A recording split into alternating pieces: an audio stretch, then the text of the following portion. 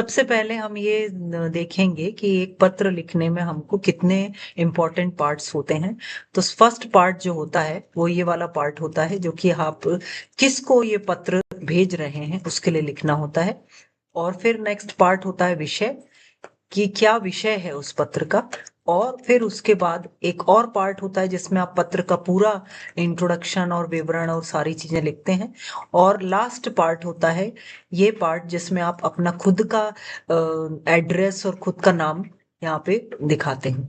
तो ये तीन पार्ट जो होते हैं मेन पार्ट होते हैं। तो सबसे पहले हमें आपको लिखना जरूरी है। सेवा में लिखने के बाद आप लिखते हैं किसको आप ये पत्र भेज रहे हैं। तो हम ये पत्र भेज रहे हैं अध्यक्ष नगर निगम भोपाल को, जो कि हम अपने मोहल्ले की सफाई के हेतु एक शिकायत पत्र लिख रहे हैं।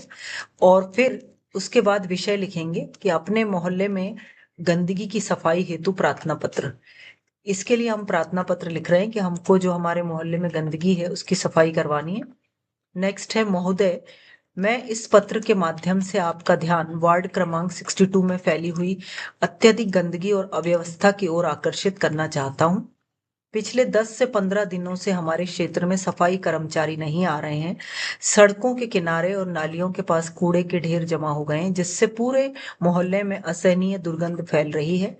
गंदगी के कारण मच्छरों और मक्खियों का आतंक बढ़ गया है, जिससे डेंगू और मलेरिया जैसी बीमारियों के फैलने का गंभीर खतरा पैदा हो गया है।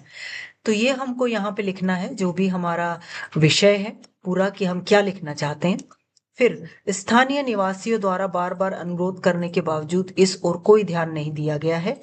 अतः आपसे विनम्र निवेदन है कि जन स्वास्थ्य को ध्यान में रखते हुए हमारे मोहल्ले की अविलंब सफाई करवाने के लिए संबंधित कर्मचारियों को उचित निर्देश देने की कृपा करें।